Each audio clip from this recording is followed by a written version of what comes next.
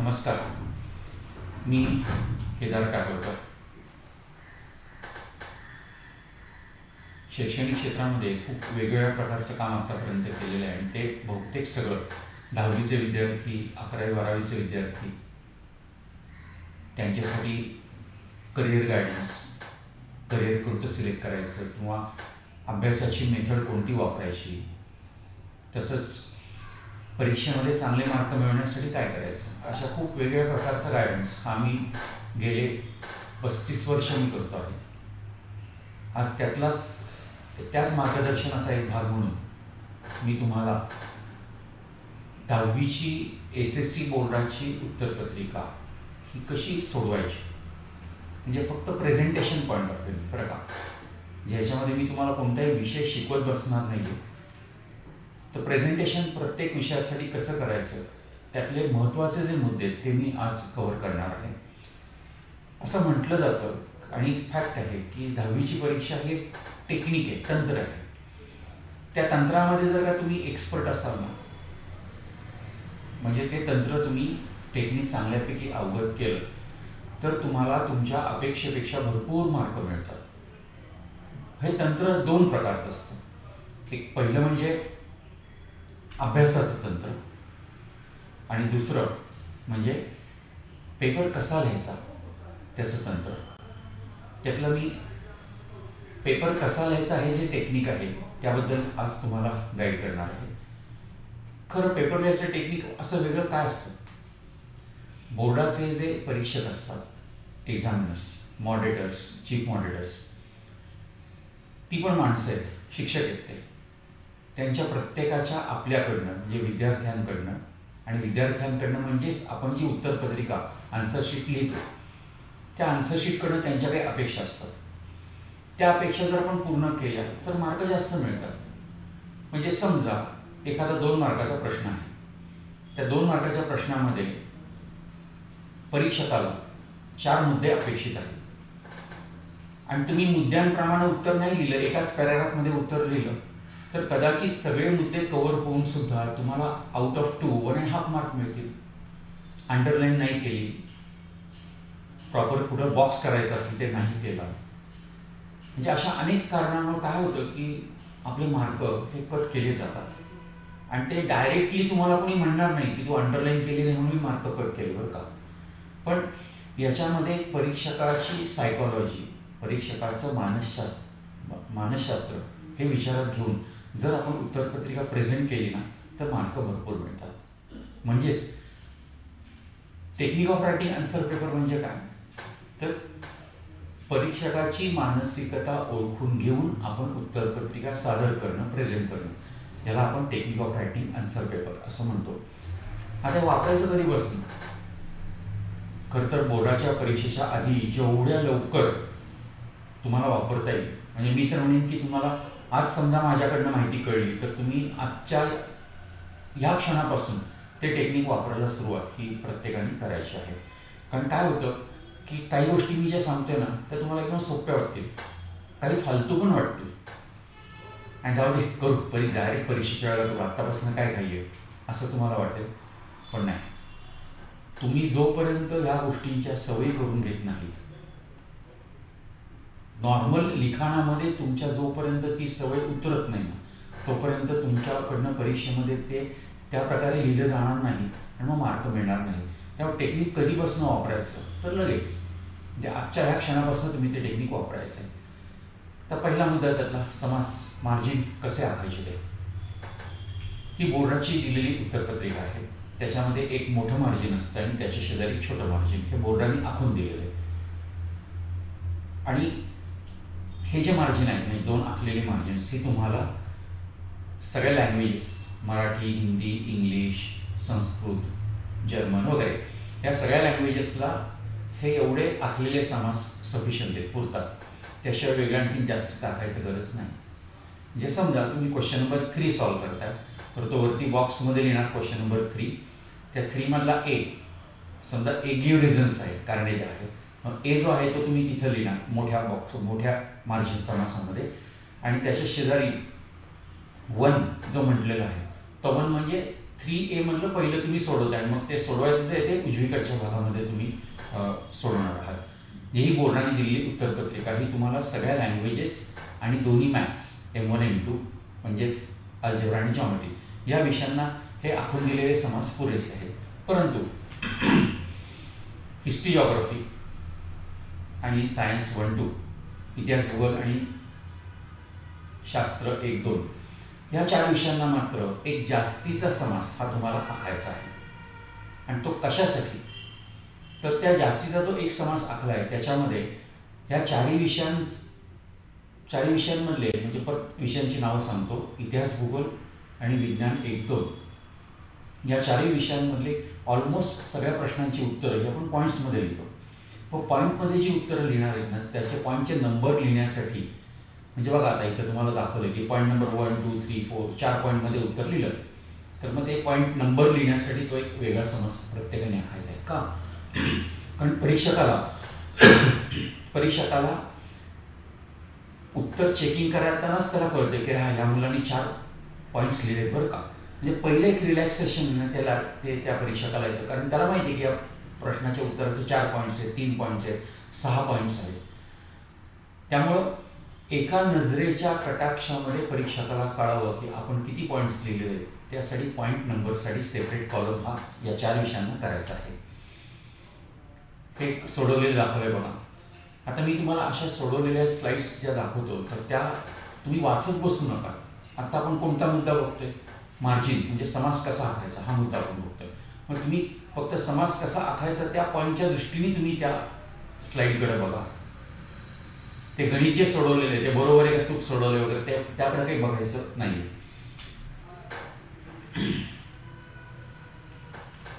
बघा point number लिहिण्यासाठी वेगळा कॉलम हा समास केलेला आहे. याप्रमाणे तुमचं उत्तर हे परीक्षकाला दिसलं पाहिजे. तर पेन कोणतं वापरायचं आणि पेन्सिल कोणती वापरायची? खरं तर कोणतेही पेन वापरू शकता म्हणजे ink pen, ball pen, gel pen. मग काही मुलं म्हणतात स्केच पेननी पण लिहायचं का? त्यातला विनोदाचा भाग वेगळा. परंतु कोणतेही पेन तुम्ही वापरू शकता. पण जर काही शिक्षक असं इन्सिस्ट करतात की नाही तुम्ही इंक पेनच म्हणजे शाईचं पेनच वापरा. पण असं काही नाही. जर तुम्ही बॉल पेनला कम्फर्टेबल असाल, तुम्ही जेल पेनला कम्फर्टेबल असाल तर तुम्ही कोणतंही पेन यूज केलं तरी चालतं. त्याबाबतीत बोर्डाचा कोणताही नियम नाही. फक्त ही काळजी घ्या की तुम्ही जे पेन यूज करणार आहात तर ते पेन वापरल्यानंतर तुमचं अक्षर चांगलं येईल आणि स्पीड मुख्य आहे ना तो चांगला पडेल. कारण होतं कसं बॉलपेननी काय होतं खूप जास्त प्रेशर करून लिहायला लागतं आणि मग जास्त प्रेशरनी जर का आपण लिहिलं ना तर एक 2-5 पानं पहिली बॉलपेननी लिहिलेली सुरुवातीची खूप छान येतात बघा. पण नंतर मग पान नंबर 8, 10, 12, 15 आपण जसं पुढे लिहित जातो तसं आपलं अक्षर खराब होत जातं. आणि आपण म्हणतो बघा बॉलपेन वापरलं म्हणून अक्षर खराब झालं. बॉलपेनमुळं अक्षर काही खराब होत नाही. आपल्याला ते प्रेस करून जे लिहायला लागतं ना त्या बोटातली ताकदही हळू कमी व्हायला लागते आणि मग आपण जास्त प्रेशर न देता लिहिलं की मग अक्षर खराब होतं. त्यामुळे मी पण तुम्हाला सांगेन की बॉलपेन नका वापरू. पण if still you are comfortable की तुम्हाला वाटतं की नाही आमचं बॉलपेनने आम्ही 15, 20, 25 पानं आरामात लिहू शकतो तर तुम्ही ते वापरले तरी मला चालेल. आता इंक कोणत्या कलरची वापरायची म्हणजे ब्ल्यूनी लिहायचं, निळी शाई वापरायची का काळ्या शाईनी किंवा व्हायलेट कलरची पण एक शाई असते ती पण काही मुलं वापरतात. काही ब्ल्यू ब्लॅक मिक्स असते ती वापरतात. त्या बाबतीमध्ये मात्र बोर्डाचा नियम आहे की तुम्ही ग्रीन आणि रेड हे 2 कलर्स यूज करायचे नाही. हे 2 कलर सोडून तुम्ही काही यूज केलं तरी त्यांना चालणार आहे कारण ते एक्झामिनर मॉडरेटर वगैरे त्या मंडळींसाठी त्या कलर ठेवलेले आहेत. पण बाकी कोणत्याही कलरने तुम्ही पेपर सोडवला तरी चालेल. पण त्यात मी असं इन्सिस्ट करेन की जर तुम्ही लिहिताना खाडाखोड खूप करत नसाल ना तर ठीक आहे. एका अख्ख्या पानावरती एखादी दुसरं कॅन्सलेशन खाडाखोड झाली चालत आहे. पण त्यापेक्षा जर खूप खाडाखोड असेल तर मात्र तुम्ही ब्लॅक यूज करू नका. तुम्ही ब्ल्यूनी लिहा. पण जर तुमची खाडाखोड कमी होत असेल तर मात्र मी तुम्हाला असं नक्की सांगेन की ब्लॅकनी लिहा. ब्लॅकनी लिहिलेलं नेहमी उठावदार अधिक चांगलं दिसतं. पण कमी खाडाखोड करणार असाल तर नाहीतर मग ब्ल्यूनी लिहिलेलं कधीही चांगलं. अंडरलाईनिंग हा खूप महत्त्वाचा पार्ट आहे आणि तो तुम्हाला तुमच्या अगदी मी म्हणेन की 4th 5th 5वीपासून तुम्हाला सगळे शिक्षक सांगत आलेले असतात की महत्त्वाचे मुद्दे, काही सायंटिफिक टर्म्स असतील, कीवर्ड्स असतील, काही हिस्टॉरिकल जॉग्राफिकल काही स्पेसिफिक वर्ड्स असतील त्याला अंडरलाईन करा. म्हणजे हे माहिती आहे. आता मी तुम्हाला हा पॉईंट सांगतो तो काही नवीन नाही आहे, पण मला सांगा बरं किती मुलं तुम्ही अंडरलाईन करता? काही मुलं सुरुवातीचे पहिले 2-4 पानं अंडरलाईन करतात आणि नंतर त्यांना असं वाटतं नाही नाही ह्याच्यात वेळ खूप जातो, नको, पेपर अर्धवट होईल. पण मी तुम्हाला सांगतो की समजा एखाद्या प्रश्नाचं उत्तर तुम्ही 15 लाईन्स 15 वळीत लिहिणार असाल, ते 12-13 लाईनमध्ये लिहिलं तरी चालेल, पण अंडरलाईनिंग कंपल्सरी करा. कारण समजा तुम्ही 20 पेजेस पेपर लिहिला तर तुमच्या पेज नंबर 1 मधल्या फर्स्ट वर्डपासून, पहिल्या शब्दापासून ते 20 नंबर पेजच्या लास्ट वर्डपर्यंत तुम्हाला जर असं वाटत असेल की प्रत्येक एक्झामिनर प्रत्येक ईच अँड एव्हरी वर्ड ते रीड करतात, वाचतात, नाही होत असं. मग तुम्ही म्हणाल की ते काय न वाचताच मार्क देतात का? असं नसतं. परीक्षकाची अनुभवी नजर ही बसलेली असते. तुम्ही जे उत्तर लिहिता ना त्या उत्तरातनं ते नेहमी त्यांना पाहिजे ते महत्त्वाचे शब्द बरोबर ते वेचतात आणि तुम्हाला मार्क देतात ते. पण समजा तुम्ही सगळं लिहिले आणि परीक्षकाच्या नजरेतनं एखादा महत्त्वाचा तुमचा वर्ड सुटला आणि त्यांना कुठंतरी असं सायकोलॉजिकल फिलिंग आलं की अरे या मुलांनी हा पॉईंट लिहिलेला दिसत नाही बरं का, आणि त्यांनी जर का तुम्हाला आउट ऑफ 2 1.5 मार्क दिला, नुकसान कोणाचं? तुमचं. अर्धा मार्क त्यांनी का कापला म्हणून त्यांना काही कोणाला जबाब द्यायचा नाही.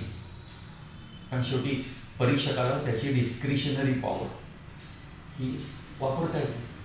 त्यामुळं त्यांनी असं प्रत्येक अर्धा मार्क कुठं कापला हे काही त्यांना तिथे लिहायची गरज नसते किंवा कोणाला एक्सप्लेन करायची गरज नसते. पण नुकसान आपलं होतं ना, विद्यार्थ्याचं नुकसान होतं. आणि ते जर होऊ नये असं तुम्हाला वाटत असेल तर अंडरलायनिंग हे तुम्ही कंपल्सरी करा.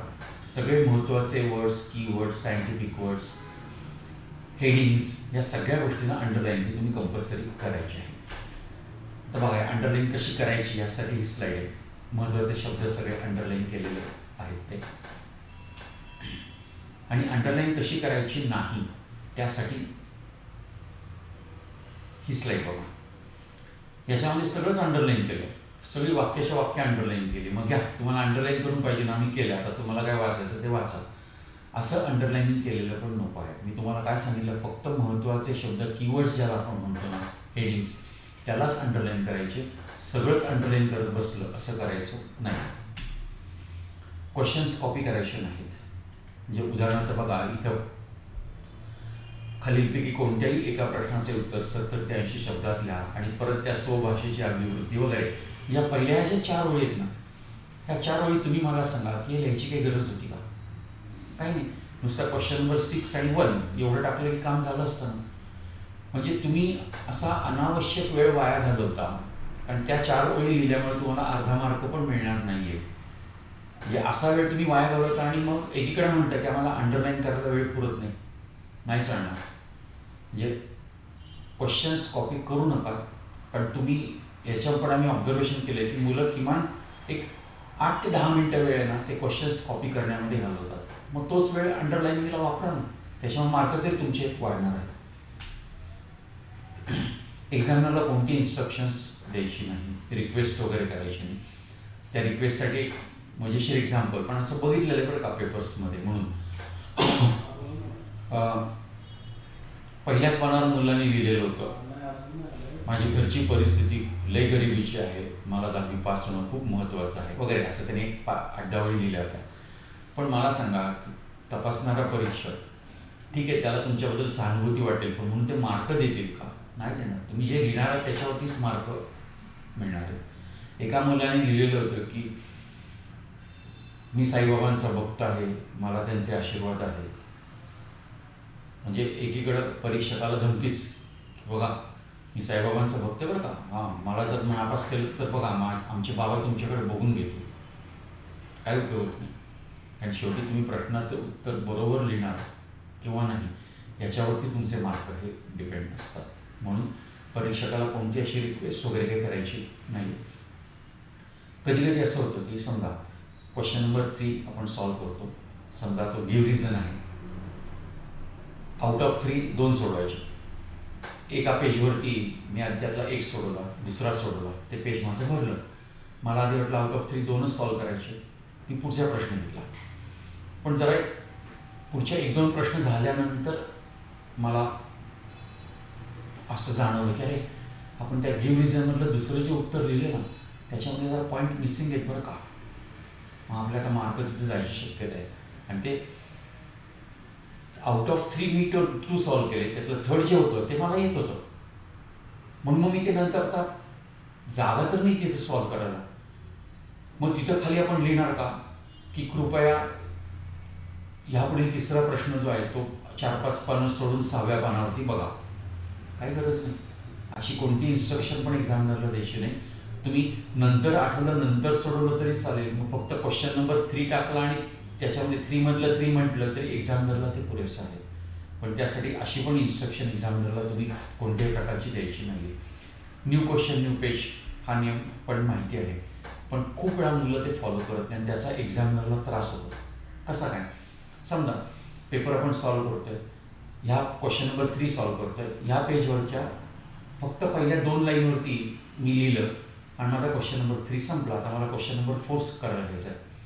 मग आता क्वेश्चन नंबर 4 जो मी सॉल्व करणार तो मला काय वाटतं अरे तिथल्या 2च लाईन फक्त भरलेल्या आहेत.